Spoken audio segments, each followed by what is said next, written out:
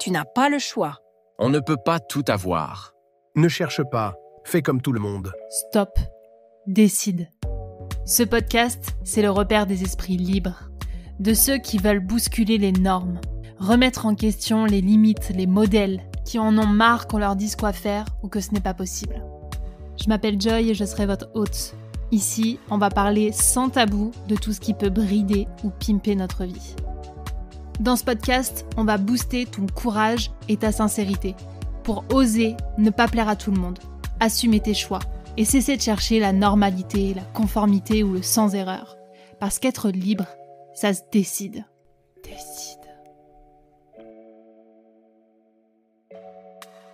Bonjour et bienvenue dans ce nouvel épisode Duo. Aujourd'hui, j'ai le plaisir de vous partager mon échange avec Amélie Garcin, une femme haute en couleurs, en créativité et en enthousiasme, avec qui j'ai eu le plaisir de parler de relations authentiques. Elle est même la créatrice d'un jeu de cartes, Oser les rencontres authentiques. Vous allez le voir, on va parler en profondeur de ce qui nous relie, mais aussi parfois de ce qui nous éloigne. On va parler de douche du cœur, de petite échelle et de fermeture éclair à ouvrir ou à fermer. Bref, vous allez voir, on aime les métaphores, mais on aime surtout parler de sujets qui nous font du bien et qui parfois nous challengent. Je vous souhaite une très belle écoute. Bonjour Amélie, bienvenue sur Décide. Bonjour Joy, enchantée, merci de m'inviter. Merci de prendre ce temps. Alors, comme j'aime ouvrir le bal de mes épisodes invités, c'est avec une question qui n'est pas «Vas-y, présente-toi», et je sais qu'on va beaucoup parler de questions et de conversations aujourd'hui, mais l'idée, c'est que tu te présentes en mettant en avant 3 facettes de toi qui, t'ont permis d'être là où tu es aujourd'hui et peut-être que tu as envie d'honorer pour, nous expliquer aussi, qui est Amélie et depuis quel espace tu parles? Ok. Alors, je suis imparfaite. Je vais commencer comme ça. Et j'aime bien cette imperfection qui me pousse à m'améliorer chaque jour. Ça va être la première chose. Deuxièmement, je suis gourmande en relation, vraie et sincère et authentique. Et troisième chose, je dirais que je suis une gamine. Et j'aime garder ça, je suis une gamine dans la mesure où mon moteur, c'est l'amusement. Plus je m'amuse, plus je suis productive. Voilà. Déjà, on va partir sur de bonnes bases. Alors ça, on se rejoint totalement sur ces facettes. Nickel, nickel. Tu vois, j'aime à la fois la légèreté et la profondeur. J'aime autant me marrer que avoir des discussions profondes. Génial.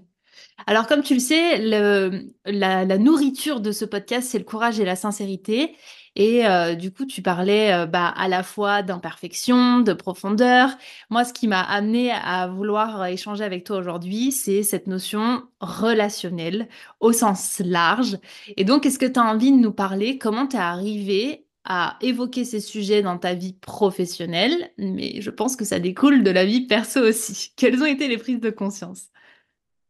Déjà, moi, j'avais un métier dans lequel j'étais toute seule toute la journée devant un écran. Parce que pour ma vie familiale, j'ai fait le choix de travailler de chez moi. J'ai 4 enfants qui commencent à grandir, mais le dernier a 7 ans. Et pour moi, c'est ma première entreprise. C'est vraiment le cœur de ma vie. Donc, pour être disponible pour eux, j'ai fait le choix de travailler de chez moi. Donc, je suis graphiste, illustratrice et j'adore mon boulot. Mais un jour, je me suis rendu compte que je m'étais fanée. Tu vois, que je me suis réveillée un matin en ayant envie de pleurer pour rien, je ne savais pas pourquoi, etc. Et je crois que c'est ce manque de relation qui m'a fait me rendre compte de ce besoin immense, justement, de relation. Alors justement, ça m'évoque quelque chose, c'est que très souvent, on a souvent l'impression qu'on est entouré, alors qu'en fait, on peut avoir plein d'amis, plein de familles et se sentir seul à l'intérieur. Est-ce que tu peux nous donner, toi, ta définition des relations profondes? Euh, alors, moi, je ne me suis jamais sentie seule à l'intérieur parce que je me sens hyper bien entourée, justement, de relations profondes. Alors, qu'est-ce que c'est une relation profonde?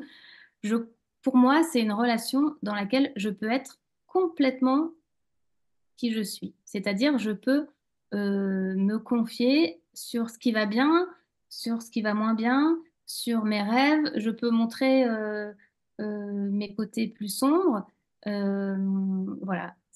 Pour moi, c'est ça une relation. C'est une relation vraie. C'est une relation où je peux être moi-même. Et ça ne veut pas dire que je suis la même avec toutes les personnes autour de moi. Quand on dit qu'on porte un masque ou un costume, euh, je pense que moi-même, je porte des costumes. Avec toi, je suis pas pareil que si j'étais avec quelqu'un d'autre. N'empêche que je me sens bien quand je peux ouvrir un petit peu mon costume. Et comment t'expliques, du coup, pour toi en tout cas, que tu portes encore des masques et des costumes? C'est une bonne question, hein. Ben, moi, je vais te partager une de mes peurs comment dire, que je confronte d'ailleurs en parlant avec toi et en parlant devant tout le monde, c'est ma peur du regard des autres. Voilà. Je pense que tu es la seule sur cette planète à avoir cette peur. C'est clair, voilà, je suis la seule. Je suis la seule. Non, mais euh, ouais, je pense que ça vient donc cette peur du regard des autres et peut-être aussi ce besoin d'être aimé. Euh, si je suis comme ça avec toi, c'est peut-être pour que tu m'aimes. Et puis si je m'adapte à quelqu'un d'autre, c'est peut-être aussi pour me sentir aimée. Euh, je ne sais pas si ça répond à ta question. Je pense que c'est aussi OK de ne pas être authentique tout le temps. Intéressant. Ça me va bien de ne pas montrer à tout le monde ce que j'ai à l'intérieur du cœur. Quand j'ai fait des recherches sur l'authenticité pour mes conférences, je t'expliquerai après comment j'en suis venue à donner des conférences, la, la, la définition que je trouve la plus intéressante pour l'authenticité, c'est être authentique, c'est quand la tête est en mesure de mettre des mots sur ce que le cœur ressent. Voilà. Donc, ça veut dire qu'il y a une petite échelle entre mon cœur et ma tête. Et pour ça, il faut savoir ce que je ressens. Euh, ce que je ressens au plus profond de moi, j'ai pas forcément envie de le dire à quelqu'un qui va m'attaquer ou me juger. Tu vois ce que je veux dire? Donc avec toi, je me sens à l'aise pour te le dire. Il se trouve qu'il y a aussi d'autres gens qui m'écoutent. Et ben peut-être que ça va simplement les aider aussi à se sentir à l'aise. Et je pense que une des clés de l'authenticité, c'est l'écoute. C'est-à-dire que là, tu es en train de m'écouter avec intérêt, sans me couper la parole euh, et sans me juger. Et je pense que si chacun, on écoutait les uns les autres, sans couper la parole, sans ramener à ce qu'on ressent, à ce qu'on vit, mais en écoutant simplement. Et écouter, ça ne veut pas dire être d'accord. Écouter, ça veut dire je te reconnais tel que tu es. Je reconnais ce que tu es en train de vivre. Et donc, je m'égare peut-être, mais je pense qu'on peut être plus facilement authentique quand en face, il y a quelqu'un qui écoute. Donc, pour être celui qui ouvre à l'authenticité des autres, on a une chose à faire, c'est écouter. Alors, il y a plusieurs idées qui se bousculent en moi parce que je suis entièrement raccord avec ce que tu dis. Je l'évoquais dans un des épisodes sur la notion de parler vrai. Ce que j'entends, c'est qu'il y a à la fois l'idée d'écouter ce qui se passe en toi et ce que tu as envie de délivrer aussi à l'extérieur. Et il y a aussi l'intention que tu as envie de donner à l'autre quand tu rentres dans une conversation. Et parfois, quand quelqu'un vient t'attaquer, si c'est juste pour avoir raison, vaut mieux garder le silence plutôt que de sortir et aller au front.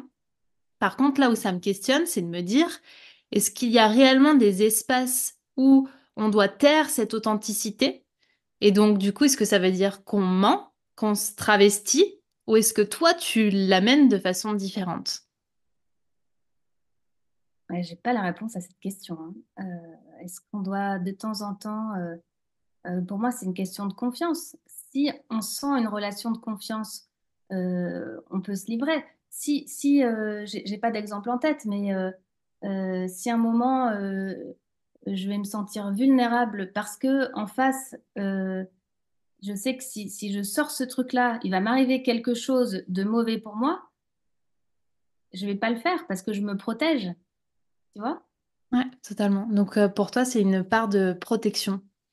Oui. Ok.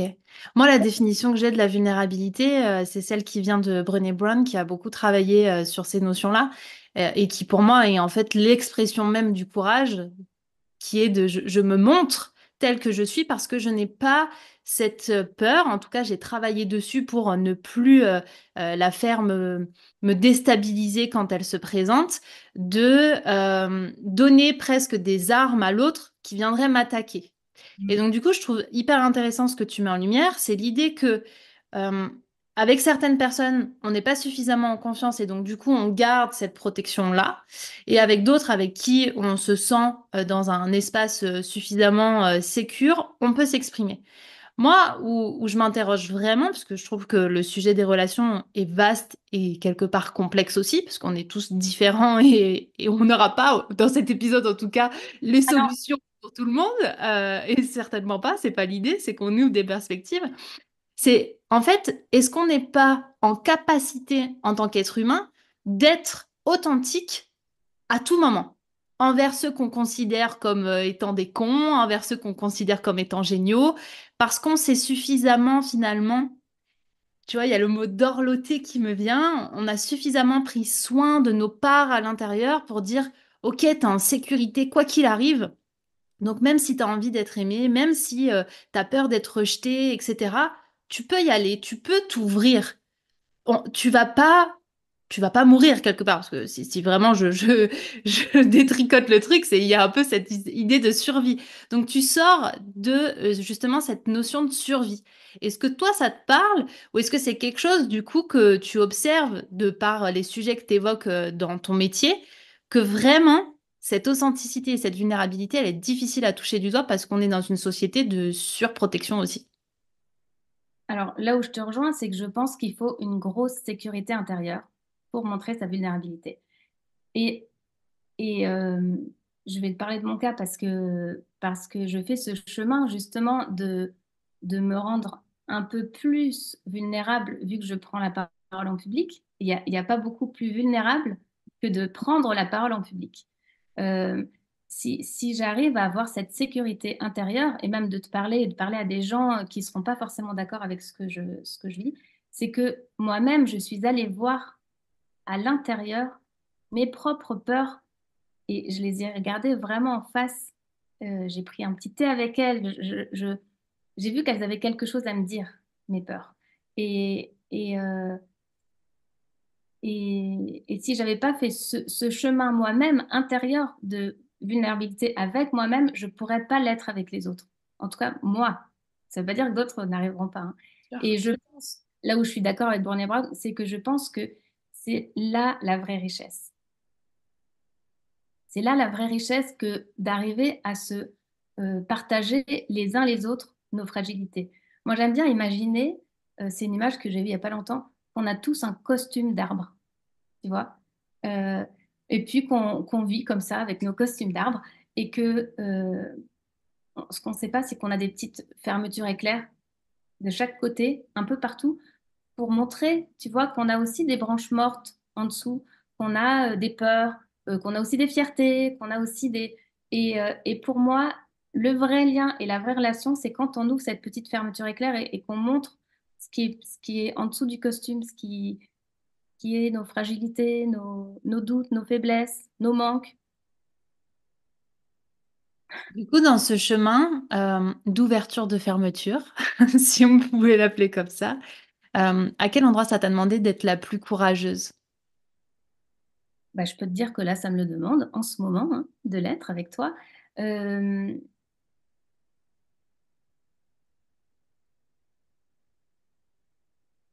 c'est quand j'ai pris la parole en public la première fois. J'ai pris la parole en public euh, justement pour dire euh, combien l'importance de cette introspection et combien je m'étais rencontrée. Donc j'ai fait l'exercice de montrer à d'abord 25 personnes ma vulnérabilité. J'ai dit à 25 personnes mes peurs les plus profondes. Ça m'a demandé un courage fou. Mm. Parce que si je te dis ou si je leur ai dit que j'ai peur de la mort, que j'ai peur du regard des autres, que j'ai peur de l'utilisation de nos téléphones portables et du numérique dans nos vies, parce que j'ai peur qu'on ait moins de relations les uns les autres, Et ben là, je peux te dire que j'ai ouvert clairement mes fermetures éclairs et je me suis un peu foutue à poil en disant, regardez comment je suis fragile à l'intérieur. Et ben de montrer cette fragilité, ça m'a donné la plus grande force parce que je crois et je suis certaine qu'on a tous nos fragilités et que si on se les montre, alors là, on a quelque chose de vrai et de beau. Qu'est-ce que ça t'a permis de vivre, du coup, de montrer tout ça à plein de monde? Ce que ça m'a permis, c'est que ça les a aidés après à les montrer eux-mêmes. Ouais. Et ça a été ma plus grande joie, de me dire que parce que je l'ai offert, euh, j'ai reçu le fait que eux arrivent entre eux, parce que pendant mes conférences, ce que je t'ai pas dit, c'est que euh, j'ai créé des cartes et avec des questions pour oser les rencontres authentiques. Et pendant mes conférences, il y a un moment où les gens, avec des inconnus, je les mets en binôme avec un inconnu et ils se posent euh, des questions de vie sur leur fierté, sur ce qui est en dessous de leur costume. Voilà. Et de voir ces gens qui ne se connaissent pas partager en toute vérité ce qu'ils sont en train de vivre, et ben ça a été ma plus grande joie. Tu nous expliquais que dans ton parcours, c'est venu de par ta vie professionnelle qui t'a donné envie d'avoir des relations plus nombreuses et plus authentiques. Comment t'en es arrivé à créer du coup une activité autour de ça? Mm. Alors, tu vois, quand je t'ai parlé de cette période où j'allais pas bien, j'ai fait une formation hyper introspective qui s'appelait la quête entrepreneuriale. Et pendant cette formation, c'est là que je suis allée vraiment hyper en profondeur et que j'ai découvert mes peurs. Il y avait aussi plein de trucs d'entrepreneuriat comme le marketing, etc. Mais moi, ce qui m'intéressait à ce moment-là, c'était vraiment aller au cœur de mes émotions. Donc, je suis allée voir mes peurs, mais je suis aussi allée voir mes joies. Et moi, en fait, il y a une intervenante qui avait proposé d'écrire sur un carnet tous les jours nos joies, nos petites joies. Je me suis dit, bon, allez, ça mange pas de pain. J'ai acheté un petit carnet, je l'ai fait tous les soirs. Et puis, au bout de 2 mois, j'ai relu mes trucs, j'ai fluoté et je me suis dit, mais c'est pas possible. Les plus grandes joies, ce sont les rencontres. Donc, plutôt que d'aller voir toujours ce qui allait pas en moi, c'est-à-dire ces pleurs qui venaient tous les matins, je me suis dit, je vais me tourner vers ma joie. Et vu que les rencontres me procurent de la joie, je vais faire l'engagement de rencontrer 10 personnes inspirantes que je ne connais pas. Sous Euh, quelle forme? En présentiel, en virtuel, peu importe. ça, c'était très important pour moi en présentiel. Donc, j'ai cherché autour de moi des gens que je ne connaissais pas et qui me semblaient inspirants dans des métiers totalement différents les uns des autres, simplement pour le plaisir des rencontres, en attendant rien du tout. Donc, j'écrivais un mail, soit des gens que je connaissais sur Instagram, soit quelqu'un que j'ai vu à la sortie de la messe dans ma paroisse, une fille qui avait l'air pétillante, tu vois. La fille, tu sens qu'elle dégage un truc, tu la vois, tu fais waouh, excellent. Donc, elle, je suis allée la voir, je dis voilà, écoute, je suis dans cette démarche de rencontrer des gens inspirants. Je sais pas pourquoi, il y a un truc qui fait que je sens que tu m'as l'air vraiment chouette. Tu fais quoi dans la vie? Il se trouve qu'elle était formatrice en communication non violente, qu'elle venait de faire un spectacle. Et donc, on s'est rencontrés, on a discuté pendant 2 heures et elle m'a appris à écouter. Quand je suis allée chez elle, je voulais m'intéresser à elle et c'est plus elle qui s'est intéressée à moi. Et je me suis sentie écoutée comme jamais. Et puis après, j'ai rencontré une infirmière qui faisait qui travaille dans un lycée et donc qui écoute elle aussi toutes les fragilités de cette population de jeunes qui sont un peu quelquefois émiettés dans un, parce qu'elle travaille euh, dans une, dans une ZEP, bref. Donc je me suis ouverte aux rencontres. Voilà. Et un Ça jour, t'a il y a une... permis de conscientiser quoi? Du coup, tu t'es rendu compte que tes relations étaient pas forcément comme t'imaginais au départ? Non, c'est pas ça. C'est qu'à chaque fois, ça m'a éclairé sur ce que j'avais envie de devenir. Tu Hmm. vois. J'ai pris le meilleur de chaque personne que je rencontrais. Quand j'ai rencontré un illustrateur de presse et qui m'a dit que le doute était l'essence de l'artiste, moi qui suis illustratrice, je me dis, OK, eh ben, je vais vivre avec ce doute, que ce que je fais, c'est pas forcément bien. Et puis, je vais vivre avec ce syndrome de l'imposteur. En fait, il est là, bah, accueillons-le, voilà, c'est tout. Et quand j'ai rencontré cette femme qui faisait des formations en entreprise et qui aidait les gens à se rencontrer, je me suis dit waouh! Et en fait, à chaque fois, j'étais émerveillée de ce que faisaient ces gens inspirants. Et puis un jour, il y a une de mes copines qui m'a dit, mais il n'y a que toi pour avoir des discussions hyper profondes avec des gens que tu connais pas. Alors, je sais que c'est pas vrai, il n'y a pas que moi. N'empêche que quand elle m'a dit ça, ça m'a fait tilt et je me suis dit, c'est trop dommage. S'il y a que moi qui sais faire ça, aller vers les autres comme ça vu tout ce que ça m'apporte, j'ai envie de le partager. Et c'est là que j'ai dessiné, parce que c'est mon moyen d'expression, mon métier. J'ai dessiné euh, qu'est-ce qui fait une belle rencontre. Voilà. Et donc, j'ai fait plein de recherches sur Internet, sur les rencontres. J'ai fait plein de lectures et j'ai dessiné 10 ingrédients pour faire les belles rencontres. Est-ce que tu peux nous partager ces 10 ingrédients? Il y en a un que j'ai déjà partagé, c'est l'écoute. Mhm. Un autre, c'est s'intéresser aux autres. S'intéresser, si tu rencontres quelqu'un et que tu t'intéresses à ce qu'il fait, euh, sans rapporter toujours à toi, mais vraiment, tu as envie de savoir, tiens, si tu vois toujours l'arbre, tiens, c'est quoi tes racines, c'est quoi tes beaux fruits, c'est quoi tes zones d'ombre, c'est quoi tes branches cassées. Bah, si tu t'intéresses à l'autre, directement, tu vas avoir une belle rencontre. Parce qu'en fait, on a tous envie de parler de nous. Regarde, je suis en train de parler de moi depuis le début, t'as besoin de me relancer. Voilà, s'intéresser à l'autre. Euh, pour une belle rencontre, je crois aussi que c'est une question de regard. Quel regard je porte sur moi? Est-ce que je me trouve intéressante? Est-ce que je trouve que j'ai de la valeur? Et quel regard je porte sur toi, l'autre à qui je vais parler? Est-ce que tu as de la valeur? Est-ce que je te trouve intéressant? Et pour moi, ce regard, c'est comme une petite balance et il faut que ce soit équilibré. C'est-à-dire que je me sens pas plus meilleure que toi parce que j'ai plus d'argent sur mon compte. Je te sens pas meilleure que moi parce que tu as 100 000 abonnés sur ton compte Insta. Euh, C'est-à-dire que quelqu'un qui fait la manche euh, dans le métro ou Barack Obama, pour moi, c'est la même rencontre. C'est-à-dire que j'ai un regard de valeur égale. Voilà. Et ça, je pense que ça peut aider les belles rencontres. Ok. Qu'est-ce qu'il y a d'autre du coup dans ces piliers? Donc on a l'écoute, la même valeur. J'aime bien cette notion presque de pied d'humanité quelque part. Exactement, un regard d'humanité. Un regard d'humanité. C'est-à-dire que la personne en face de moi, bah, comme moi, elle a des joies, elle a des peines, elle a des difficultés, elle va aux toilettes, voilà, c'est un être humain. Ça, j'aime beaucoup. Euh, et puis, pour faire une belle rencontre, je crois qu'il faut oser. Tu vois, dans mon nouveau travail, mon titre, c'est Oser les rencontres authentiques. Ben, je pense qu'il faut oser. Il faut oser se dévoiler un peu et oser aider l'autre à se dévoiler. Si on reste comme ça, bon, il va pas se passer grand-chose. Après, on peut aussi, moi j'aime aussi les rencontres où on se marre et où on fait des chenilles ensemble et voilà, j'adore aussi ces rencontres-là. C'est pas le problème. Mais si on veut une rencontre vraiment profonde, je pense qu'il faut oser. Il faut oser enlever un petit peu les pelures de l'oignon. Même si à l'intérieur de l'oignon, quelquefois, ça fait un peu pleurer. Et du coup, dans cette idée de pilier, est-ce qu'il y a des choses où ça t'a demandé, toi, d'être sincère dans tes relations?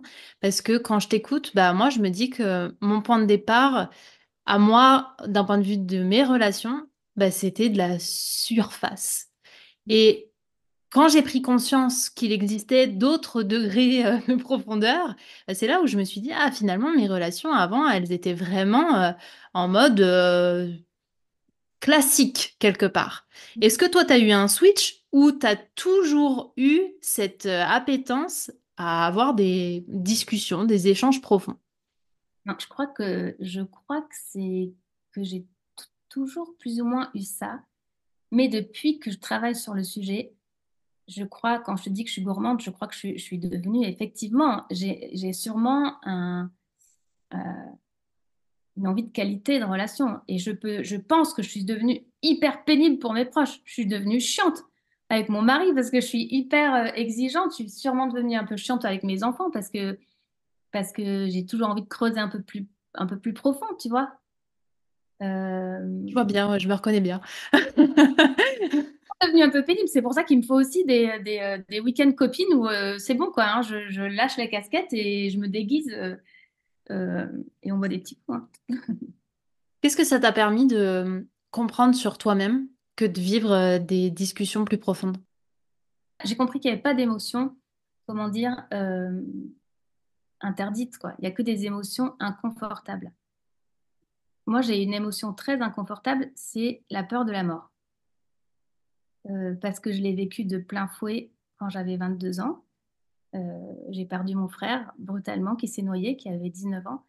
Et, hum, et j'ai compris maintenant que cette blessure, euh, elle est profonde et elle est pour toute ma vie. Et j'ai souvent essayé de... J'ai pas essayé, mais tu vois, j'avais été accompagnée par des psys, etc. Et puis à un moment, je me suis dit, c'est bon, quoi, là, j'ai fait mon deuil, hein, ça va, tu vois. Et puis du coup, c'est exactement ça qui me donne cette force de vivre, qui me donne envie justement de faire la fête, d'être la première à rigoler, de faire marrer les autres, etc. Et puis un jour, je me suis dit, en fait, c'est revenu dans ma vie plusieurs fois, à par des chemins détournés. Et depuis peu, là où je me suis rencontrée, c'est que je me suis dit, eh ben, cette tristesse-là, elle fait partie de moi et je dois lui laisser une place. Parce que la mort, on n'en parle pas. Mais c'est pareil, quand tu parles d'humanité, c'est quelque chose qui nous unit tous.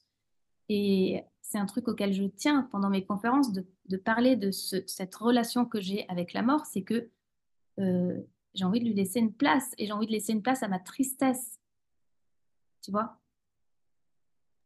C'est un Euh, sujet hyper intéressant parce que justement sur ce podcast, on parle aussi de ce sujet de la mort parce que, en tout cas pour ma part, je trouve qu'il nous rappelle de vivre pleinement. C'est un peu les règles du jeu de base, naissance, mort, et qu'on a du mal à intégrer parce que justement on est pris dans le flot du quotidien et des histoires comme les tiennes, pour moi, nous rappellent aussi que la vie tient à rien et en même temps qu'elle tient aussi à ce qu'on met dedans, comment on l'agrémente au quotidien. Et je trouve que ce que tu nous transmets aussi, c'est par les échanges que l'on a, on nous permet, on se permet, on s'autorise à avoir une qualité de vie, j'allais dire supérieure, mais n'y voyez pas une histoire de niveau, hein. C'est vraiment la version premium de la vie, quoi. exactement, exactement. Et laisser de la place à la mort et à notre peur de la mort et à notre place de tristesse, et ben c'est laisser une place énorme à la vie. C'est-à-dire que moi, si j'ai peur de la mort, qu'est-ce qu'elle me dit, cette peur? Les peurs, elles nous disent toujours des choses. Qu'est-ce qu'elle me dit? Elle me dit simplement ma soif de vivre. Elle me dit ma soif que si un jour, moi aussi, je meurs d'un coup comme ça, paf, du jour au lendemain, ben, j'ai envie de laisser une petite trace sur cette terre. J'ai envie de me dire qu'est-ce que j'ai laissé, moi? Ce sera quoi, moi, que je vais laisser? Et ben, si je peux laisser un tout petit peu de vraies conversations entre les gens, si je peux laisser ça, ben, je peux mourir demain, hein. Tu vois? Ouais, carrément. Alors, pour ceux qui sont un peu tatillons, on n'a pas fini les 10 piliers, et je m'en excuse parce qu'en fait, il y a plein de choses que j'ai envie d'évoquer avec Amélie. Donc, du coup, voilà, je mettrai dans la descriptif de cet épisode les 10 piliers, comme ça au moins vous les aurez et ça vous permettra vraiment de vous connecter de façon profonde. L'idée pour moi, c'est vraiment de comprendre comment on se crée aussi des relations de qualité. Et derrière ça, j'entends la notion aussi de savoir laisser partir, à partir des relations qui sont pas suffisamment qualitatives. Tu parlais d'exigence tout à l'heure, et je trouve que c'est important aussi de rappeler que quand on commence à mettre le nez dans cette notion de qualité, dans ce qui nous entoure, dans les personnes que l'on côtoie, comment toi tu fais pour laisser partir des gens ou clôturer des relations pour que ce soit plus sain et que tu te sentes mieux? Je clôture pas les relations. Ok. Moi, je clôture pas les relations. Euh, Parce que j'ai besoin de plusieurs choses. J'ai besoin d'authenticité, mais j'ai aussi besoin de fun. Donc, les relations qui sont fun, eh ben, elles m'apportent ce besoin de lâcher prise, de joie de vivre et de, voilà.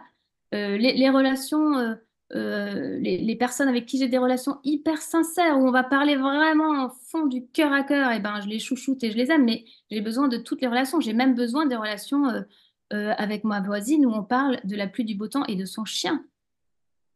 J'ai besoin de toutes les relations et pour moi, il n'y en a pas que je mets de côté parce qu'elles sont pas assez sincères ou profondes. Euh, euh, Moi, ce que j'aime le plus, c'est la diversité. Et ce que j'aime le plus, c'est m'intéresser à comment les gens, à quelle version, quelle vision de la vie ont les gens. Mais le gars qui a une vision opposée à la mienne, en politique, en, en religion, en, en, en vie, tu vois, moi j'adore les enfants. Quelqu'un qui veut pas avoir d'enfants, bah, ça pourrait me titiller un petit peu. Je pourrais me dire, tiens, c'est bizarre, on n'a pas. Eh ben j'adore, moi, justement, me dire, euh, qu'est-ce qui fait que toi, t'as pas envie d'enfant alors que moi, j'en ai eu envie. Et donc, pour répondre à ta question, je ne, ça m'est jamais arrivé de bloquer les relations. Il y a des gens à qui j'ai moins envie de parler. Mais comme je me ressource avec des gens hyper inspirants, bah, ça me permet aussi voilà, d'avoir des relations de pas bas étage, mais des relations comme ça. Non. Oui, on n'a pas ce mot-là. Donc, mettez celui que vous voulez. Hyper Mais à terre, voilà. hyper intéressant parce que du coup, ben, moi, j'ai le fonctionnement inverse. C'est-à-dire que quand il y a des relations qui viennent pas nourrir ma joie, ben, j'ai plutôt tendance à créer des ruptures, comme tu pourrais le faire dans une rupture amoureuse, et de me dire, bah, il y a des ruptures amicales, il y a des ruptures aussi juste de rencontres, on va dire, furtives. Et j'aime bien honorer finalement la relation en elle-même, et plutôt que de la laisser un peu mourir toute seule dans son coin, se dire, bah, en fait, là, j'ai besoin que bah, cette relation se termine et aussi qu'on prenne le temps de venir mettre en lumière ce que la personne est venue nourrir chez moi pendant ce laps de temps. Il y a une phrase de Jay Shetty que j'aime beaucoup, c'est le fait qu'on a des rencontres soit pour une raison, pour une saison ou pour toute la vie. Mm. Et donc, du coup, j'aime honorer celles qui sont là juste de passage, juste pour un instant ou quelques mois ou quelques années, mais ça fait partie de cette hygiène quelque part relationnelle que de se dire, en tout cas pour ma part, c'est l'image que j'en ai, être authentique avec l'autre, c'est aussi parfois dire, bah en fait là, tu me nourris plus au niveau que j'aimerais. Et moi, Mm. c'est ce qui a été le plus challengeant dans mon parcours relationnel, qui est toujours en cours, je vous rassure, c'est de se dire, ah, en fait, il y a aussi des fins que je vais, moi, provoquer, que je vais mettre sur la table et que je vais pas laisser dans un coin comme je laisserais un légume moche moisir tout seul, quoi. Et Bien donc, sûr. vraiment, j'ai pris conscience de cette sincérité-là que de se dire, bah, si je dis rien, si je laisse pourrir le truc, c'est pour ma part, en tout cas, un manque d'authenticité. Donc, du coup, je te pose la question, qu'est-ce que t'en penses, toi? Et donc, moi, je te repose une question quand même pour bien comprendre. Ça veut dire il y a des relations amicales ou professionnelles à qui tu as dit, écoute, là, ça me nourrit plus, donc on va arrêter cette relation. C'est ça? C'est exactement ça. Et entre les deux, j'ai pris le temps quand même de célébrer et de vraiment mettre en lumière toutes les gratitudes que j'avais sur qu'est-ce que c'est venu nourrir chez moi, l'échange qu'on a pu avoir durant ces quelques mois, années, qu'est-ce que je mettais en lumière, qu'est-ce que ça m'a permis de devenir, etc. Mais que, en fait, c'est comme un changement de saison. Tu vois, tu changes tes fringues entre l'été et l'automne. Bah, là, c'est un peu pareil, c'est changement de saison. Donc, du coup, je fais le ménage aussi pour moi, prendre soin de mon écologie relationnelle. Ouais, écoute, je comprends tout à fait, comprends tout à fait ce besoin que tu as pu avoir, complètement. Et moi, je l'ai pas.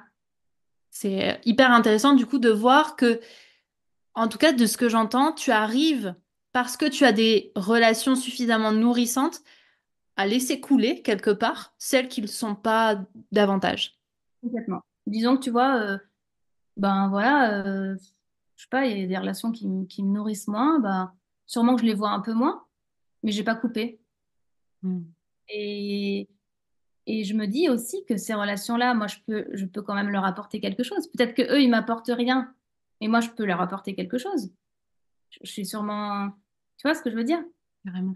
Euh, donc, je réfléchis, hein, mais ça ne m'est jamais arrivé de couper. Alors, par contre, il faudrait que ce soit une relation très. Si une de mes relations très proches était pourrissante pour moi, tu vois, si je pouvais plus être libre de ce que je suis ou être moi-même eh bien, j'arrêterai cette relation. Je peux te dire, je pense à une relation, c'est celle avec qui je partage ma vie.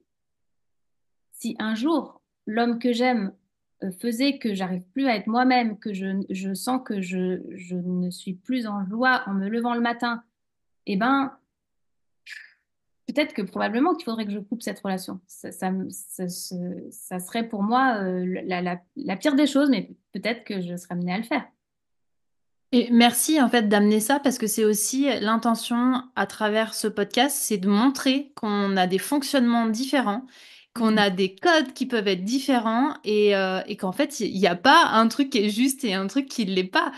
C'est Amélie elle fonctionne comme ça, Joy elle fonctionne comme ça, Roger comme ça, Bernadette comme ça. En fait il n'y a pas de meilleure solution. Ouais, puis alors moi, vraiment, c'est un truc dont je suis sûre, c'est que je suis sûre de rien, hein. C'est que moi, c'est mon fonctionnement qui me rend heureuse.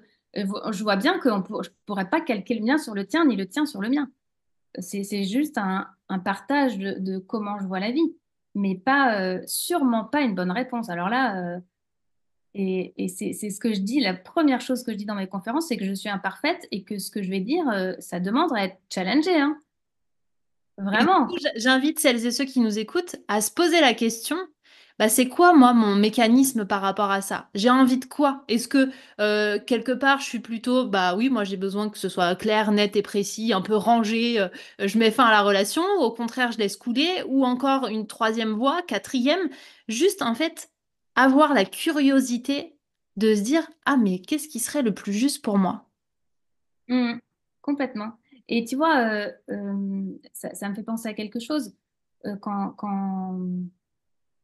tu as des... Alors, je ne vais pas parler de la personne avec qui tu vis, parce que ça, pour moi, c'est quand même quelque chose. Effectivement, avec celle-là, là, il faut avoir... pour moi, il faut que ce soit... nous, quand on s'est mariés, le prêtre nous avait dit, il faut que faut que vous vous fassiez briller l'un l'autre. Vous êtes deux pépites, il faut que vous vous fassiez briller l'un l'autre. Et ben moi, le jour où on ne se fait plus briller, où je ne le fais plus briller, où il ne me fait plus briller, je vais me poser des questions. Mais c'est mon engagement de mariage de me dire que tous les matins, je m'engage à le faire briller et il s'engage à me faire briller. Voilà. Et moi, j'y crois dur comme fer. Par contre, donc je ne vais pas parler de cette personne-là. Par contre, comment dire, euh, si d'autres personnes dans mon entourage euh, réagissent pas comme je veux ou ont, tu vois, par exemple, une colère tellement forte, tu vois, quelqu'un qui est en colère, qui râle tout le temps, qui sera jamais content, eh ben, je me protège de ça. Quand je vais le voir, je me laisse pas prendre par sa pluie, là. Le mec, s'il vit tout le temps sous l'orage, eh ben, moi, je prends pas son orage, hein. Tu vois? Comment tu fais justement pour pas prendre son orage? Euh, Euh, je je l'écoute, je le reconnais là où il est, mais moi j'ai un parapluie, tu vois. Il pleut chez lui, mais moi j'ai mon parapluie à moi, j'ai ma bulle. Ça, c'est pas parce que euh, ça s'appelle l'empathie, ça. Tu vois? Totalement. Et on en revient à cette sécurité intérieure aussi, hein, d'aller voir à l'intérieur ce qui se joue pour pas se laisser embarquer par les turbulences de l'autre. Mm. Bah oui, c'est ça. C'est pas se laisser embarquer par les turbulences de l'autre. Alors c'est vrai qu'un mec qui se plaint tout le temps, qui râle tout le temps, qui est jamais content, bah ça va pas être une source comme tu dis, hein, ça va pas m'apporter grand-chose. Je vais pas couper, enfin je vais pas le rappeler très souvent non plus, hein. Voilà. Et alors, tu disais que pour toi, une relation profonde, c'est une relation où tu te sens être vraiment toi-même. Est-ce que tu pourrais nous partager comme des indices qui nous permettraient de voir qu'on n'est pas forcément nous-mêmes dans une relation? Waouh, ça c'est hyper dur. C'est bien, hein, tu vas me challenger loin, hein.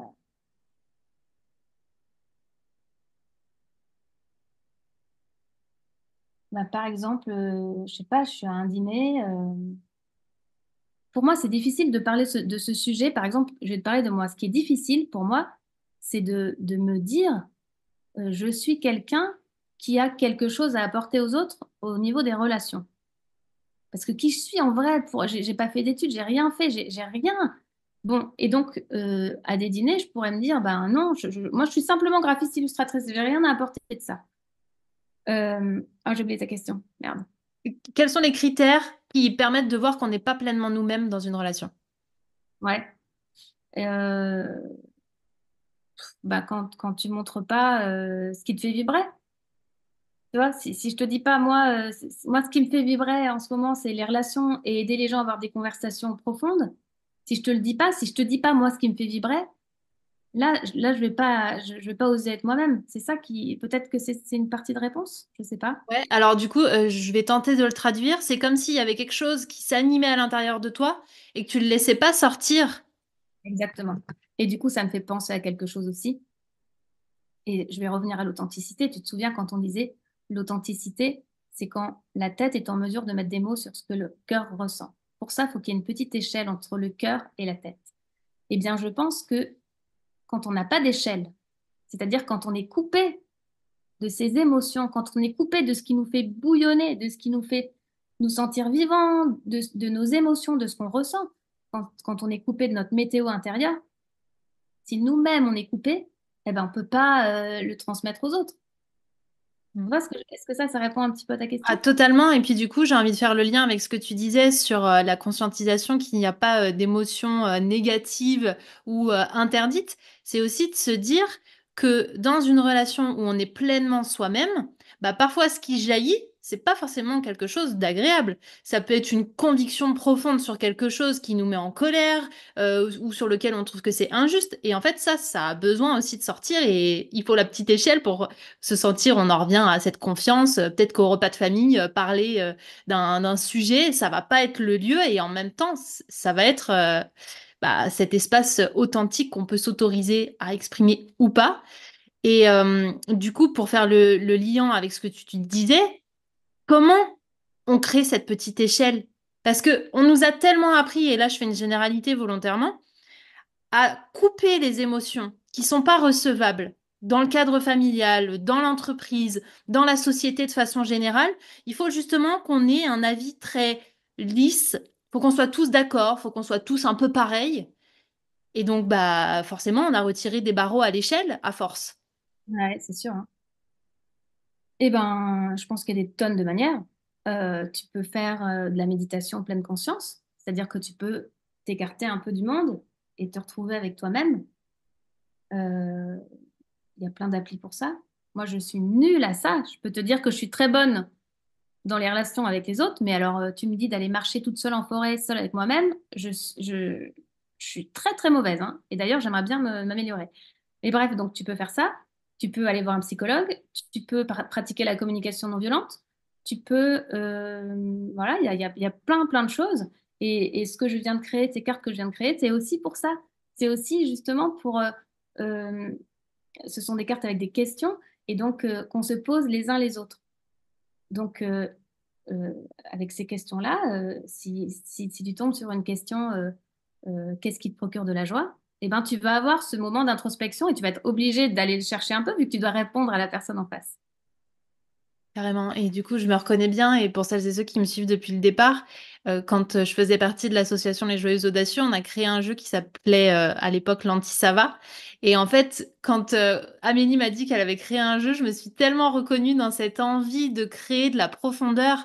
Et en fait, ce jeu, il n'est pas que, en tout cas, c'est comme ça que je l'imagine, à destination d'une conversation. Ça peut aussi être une question entre soi et soi presque à utiliser comme un oracle tous les matins de hop, je tire ma carte et c'est quoi qui me procure de la joie. Et tu vois, dans les exemples que tu donnais, la méditation pleine conscience, le fait de vivre des choses tout seul, bah, ça peut être aussi se procurer ton jeu et dire tous les matins, je me tire une carte juste pour avoir ce petit temps d'introspection qui prendrait 2 3 minutes pour aller voir ce qu'il y a à l'intérieur. Mm. On a parlé de fermeture éclair. Et bah, tous les matins, hop, on ouvre un petit zip et c'est de se dire, tiens, c'est quoi ma fierté du jour, soit pour poser ses intentions pour la journée, soit tout simplement pour conscientiser ses joies, ou alors qu'est-ce qui vient me challenger aujourd'hui. En fait, peu importe que ce soit sur quelque chose d'agréable ou désagréable, c'est juste avoir la conscience de ce qu'il y a en nous.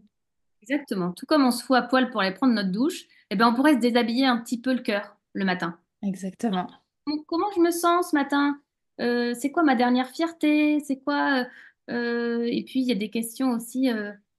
Il y a des questions sur nos relations, il y a des questions sur la relation avec notre famille, il y a des questions sur la relation avec notre passé, avec notre futur, avec notre fierté, avec voilà. Et Et vraiment, si vous découvrez Amélie aujourd'hui et ce sujet des relations, procurez-vous ce jeu, utilisez-le, mais à outrance, dans le train, dans vos repas de famille, repas entre amis, entre vous et vous. Enfin, je trouve qu'il y a tellement de façons de l'utiliser au mariage, sur les assiettes, quand on est à une table où on connaît personne. Enfin, en fait, il y a tellement d'occasions d'exprimer notre humanité et d'enrichir les discussions autres qu'avec la pluie et le beau temps et qu'est-ce que tu fais dans la vie, que franchement, c'est dommage de s'en priver. t'as raison. Et moi, un de mes sports favoris, et jusqu'à présent, c'était un sport, enfin, pas un sport, c'est un, entre guillemets, parce que je suis pas sportive. Mais une de mes activités favorites, c'est d'aller faire des micro-trottoirs avec mes cartes. C'est-à-dire que je vais dans la rue, prends mes cartes et je pose une question aux gens. Tu vois, je les prends au hasard, comme ça, paf, et je vais leur demander quelles règles de vie enseignées par vos parents avez-vous gardées ou laissées de côté? On vous la pose, voilà, c'est aussi une opportunité d'y répondre. Poser cette question. D'ailleurs, c'est une question que je trouve passionnante parce que on est tous dans une famille qu'on n'a pas choisie. On est tous pétris de cette éducation. Et pour moi, devenir adulte, c'est se dire, tiens, maintenant je suis moi, je suis Joy, maintenant je suis Amélie. Alors qu'est-ce que je laisse de côté de ce qu'on m'a appris? Ça, je ne le veux pas, je ne le prends pas pour ma vie. Et qu'est-ce que j'ai adoré de ce qu'on m'a enseigné et que je garde? Ça, je le garde précieusement. Mais pour moi, être adulte, c'est faire ce tri-là, c'est faire ce choix, se dire, bah voilà, ça je garde, ça je laisse. Et puis quand tu deviens parent, c'est exactement la même chose. Ça, j'ai laissé de côté. Il y a plein de trucs que tu aimerais bien laisser de côté, puis tu n'y arrives pas non plus, hein. Mais Et je bon, voilà. crois que si on se pose jamais la question, on prend jamais ce temps de tri, de se dire, ah mais en fait, ça j'en veux plus, ça me correspond pas. Je suis juste en train de continuer à reproduire une règle, une norme, un schéma qui est pas du tout celui que j'ai envie d'incarner. Et j'ai l'impression qu'il y a une espèce de dissociation parfois qui se fait où on est des adultes, mais encore avec un fonctionnement d'enfant. Complètement, complètement, complètement. Puis c'est quelquefois une lutte, hein. Moi, j'ai une vraie lutte, hein, quelquefois sur mon fonctionnement d'enfant, hein. Il y a plein de trucs qui font que je m'amuse, mais il y a plein de trucs aussi qui font que ça me met des beaux bâtons dans les roues, hein. Hmm. Qu'est-ce qui t'a amené à faire cette introspection puisque tu n'étais pas au départ destinée à ça? Bon, bah, déjà, à chaque fois que je vais voir une psychologue, moi, c'est un petit arrêt au stand que je fais régulièrement. Euh, et j'aime bien, en fait. J'aime bien ce moment où tu déballes ton sac à quelqu'un qui, pour le coup, va pas te juger du tout. Et tu fais le tri dans ce qui est bon, dans ce qui est pas bon. Tu démêles la petite pelote et tu dis, OK, il y a un petit fil qui peut sortir, qui peut être bien pour moi, puis tout ça, c'est mauvais pour moi. Et justement, tu partageais que l'introspection, pour toi maintenant, c'est devenu une sorte d'hygiène. Est-ce que tu as commencé à faire ça suite au décès de ton frère ou tu avais déjà cette espèce de culture de santé mentale? Non, je pense que j'avais pas du tout de culture de santé mentale. Je pense que mes parents n'étaient pas des gens à se dire comment tu te sens à l'intérieur de toi, etc. C'est plutôt on avance, quoi. On met Le un mal- petit truc dessus, voire beaucoup, et Ouais, avec. sans mettre des trucs dessus parce qu'ils ont toujours été à l'écoute de ce que je ressentais. Et je pense que je suis quelqu'un qui ressent peut-être plus. Je me rends compte peut-être de ça que je suis peut-être, je sais pas, j'ai pas d'étiquette, pas de nom, mais je sens que à l'intérieur, voilà. Donc c'est pas la mort de mon frère. Et pourtant ça, un traumatisme comme ça te fait forcément. Disons que, en tout cas de mon côté, ça m'a obligée à aller la voir, cette tristesse, tu vois, et à aller justement au fond. Donc c'est peut-être ça, en tout cas, c'est ça qui a fait que j'ai fait c'est ce décès de Clément qui a fait que j'ai été obligée de faire ces petits arrêts au stand de psychologue. Mm. Et ces arrêts au stand m'ont appris que c'était bon d'aller voir un peu ce que tu ressentais au fond. Et maintenant, je trouve que c'est une vraie boussole. C'est-à-dire que je suis plus à l'écoute de ce que je ressens et quand un matin, je me réveille avec une boule au ventre, je ne sais pas d'où elle vient, avec une petite envie de pleurer, ça m'est arrivé ce matin, il faisait gris, c'était lundi, j'étais encore dans mon salon toute seule parce que j'avais pas de rendez-vous aujourd'hui, sauf toi. Euh, je me suis dit, tiens, mais qu'est-ce qu'elle veut dire cette petite boule noire au fond de moi là? Tu sais quoi, ben, je vais même pas savoir ce qu'elle veut dire, je vais juste l'accueillir. Je vais dire, ok, bah, t'es là aujourd'hui. Et puis, en fait, je vais juste aussi accepter que tous les jours ne sont pas des jours ensoleillés. Et qu'aujourd'hui, bah, j'ai une petite boule noire. Voilà. Salut, c'est toi. T'es là. Bienvenue. Ou pas, mais bon. Ouais, en fait, j'aime bien dire l'accueillir au même titre qu'on accueillerait un invité chez soi, même si l'invité, il n'est pas forcément d'hyper bonne humeur.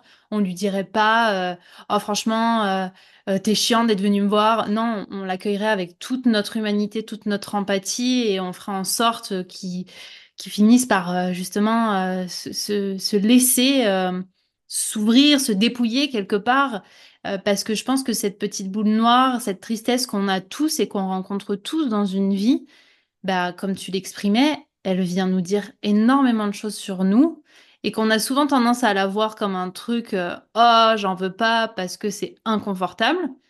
Et en même temps, bah, elle nous rappelle qu'on est vivant et qu'on n'est pas psychopathe.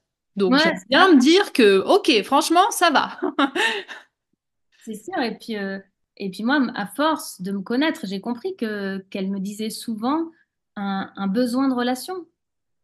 Et quelquefois, ça m'agace, hein. Je peux te dire, moi, ça m'agace d'avoir autant besoin de relations. C'est quelquefois pénible, tu vois. J'ai envie de dire, mais c'est bon, tu pourrais aussi être bien avec toi-même, toute seule. Mais c'est comme ça, je suis comme ça, j'ai besoin de relations. Et ben cette petite boule, elle me disait, aujourd'hui, j'ai besoin peut-être de parler à quelqu'un. Du coup, j'ai pris le temps d'appeler une copine pour papoter, de tout et de rien. Et puis ça remplit mon réservoir. Hyper intéressant. Du coup, de voir comment tu navigues à travers à la fois ton exploration des relations et en même temps la relation avec toi. Mm. Chouette. Comme tu le sais, ce podcast s'appelle Décide. Et alors, du coup, j'ai envie que tu nous partages qu'est-ce que tu décides, toi, soit de continuer, soit de commencer à partir de maintenant sur ton chemin relationnel. Sur mon chemin relationnel. Euh, Qu'est-ce que je décide de continuer? Ou de commencer. Commencer. Euh, Bah, je décide de continuer à être vraie. Je décide de continuer à, à montrer quand ça va ou quand ça va pas. Euh, et je décide encore de garder toutes mes relations, même celles, euh, comment dire, je décide de nourrir mes relations pour qu'elles deviennent des belles relations. C'est-à-dire que les amis et l'entourage que j'ai, la famille que tu n'as pas choisie, eh ben, ma famille, je décide de la prendre comme elle est et de la chouchouter, de la, je décide de prendre le bon qu'il y a dans chacun autour de moi. Justement, j'allais te demander quel conseil tu peux donner à quelqu'un qui traverse des relations challengeantes. J'ai l'impression que c'est quand même un très bon conseil que tu viens de nous partager. Regardez le bon qu'il y a dans chacun. Ouais. Alors, oui, c'est un bon conseil. Après, j'ai aussi conscience que quelquefois, quand tu es dans une relation polluante, une relation toxique, enfin, il y a des relations, malheureusement, dans lesquelles tu ne peux plus regarder le bon. Il n'y a plus accès au bon dans certaines relations toxiques. Il n'y a plus le chemin vers le bon. Donc, il y a certaines, mais ça, pour moi, ça fait une toute petite partie des relations. Euh, et puis sinon, bah, simplement reconnaître que nous aussi, on n'est pas parfait. Tu vois, moi, si j'ai mon beau-père, mon père, ma mère, ma sœur, j'en ai pas, mais mon frère, que je trouve pénible, ben, je peux aussi reconnaître que moi aussi, je le suis pénible. Tu vois, je suis pas quelqu'un de top sur toute la ligne, hein. Donc, voilà. Ouais, ne pas attendre des autres qu'ils soient parfaits alors que nous-mêmes, on a des choses à revoir. Voilà.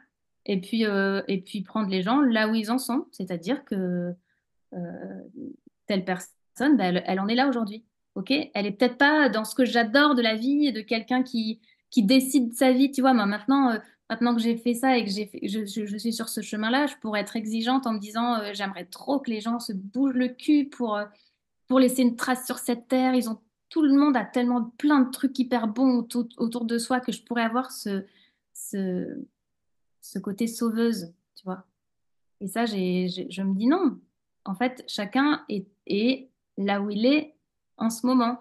Et donc, apprendre à avoir des relations bonnes et saines, c'est se dire, ben, toi, t'en es là en ce moment. Moi, j'en suis là. Et donc, simplement accepter là où en sont les uns les autres et se dire qu'on peut quelquefois apporter des choses à l'un et quelquefois recevoir des choses de l'autre. On n'est pas toujours dans un équilibre de relations. Voilà. Je pense que l'équilibre, il se fait sur la tonne des relations qu'on a. Il ne se fait Mm. pas dans une relation. C'est-à-dire que moi, si avec mon mari, il ne m'apporte pas tout ce dont j'ai besoin, ces besoins-là, je peux aller les chercher ailleurs. Et ça ne va pas faire voilà, que je lui demande de répondre à tous mes besoins. Totalement. J'aime à dire que c'est le repère des esprits libres ici. Comment tu cultives, toi, ton esprit libre? Euh, alors moi, je cultive mon esprit libre en dessinant. C'est-à-dire que j'aime bien penser différemment. Dans ma tête, il y a plein d'images, il y en a qui ont des mots, ben moi, dans ma tête, j'ai des images. Et je cultive ma liberté en dessinant et en partageant les images que je vois dans ma tête. Par exemple, un petit exemple, une image que je vois depuis pas longtemps, une image de mère de famille, mais qui peut être une image de femme ou d'homme d'ailleurs. Euh, Souvent, je m'imagine comme devant un tableau de bord de ma vie. Et quelquefois, j'ai l'exigence de vouloir que tous les voyants soient au vert. C'est-à-dire qu'il faudrait que ma maison soit rangée, que j'ai 5 kilos en moins, que je fasse ma méditation, que mon repas soit sain et équilibré, qu'avec mon mec, il se passe plein de choses, qu'avec mes enfants, je sois hyper à l'écoute, etc. Il faudrait que tous les tableaux soient verts. Eh bien, c'est pas vrai. En fait, moi, je me sens bien, et j'ai compris ça maintenant, quand je laisse les voyants rouges allumés. C'est-à-dire qu'à un moment, ma maison sera rangée, c'est rare. Un moment, on va manger bien. Un moment, je vais recevoir plein de gens, et ce sera pas toujours allumé. Donc, je me laisse cette liberté. La liberté que je m'offre, c'est de dessiner et de partager ma manière de voir la vie. Et merci pour ça. Merci de nous avoir amené autant de d'ouverture et de pas de côté sur la façon dont on peut fonctionner avec les autres et entre soi et soi. Moi, ce que je retiens, c'est vraiment une, une tolérance, en fait. Une tolérance de ce que l'on vit, de ce que l'on est et de ce que l'on partage en soi ou avec les autres. Euh, et en même temps, que libre à nous de cultiver parfois cette intransigeance qui peut être saine, juste d'avoir la conscience sur ce qui est juste pour nous. Exactement, exactement. Et tu vois, tu m'as aussi éclairé sur le fait de ne pas couper des relations.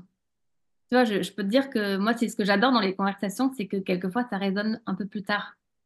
Et je suis sûre que ça va résonner dans ma tête cette semaine et je vais me dire, tiens, quelle relation j'ai pas coupée, peut-être aussi toujours par cette peur de pas être aimée, tu vois? Et on refera un autre épisode où Amélie nous dira coupez tout.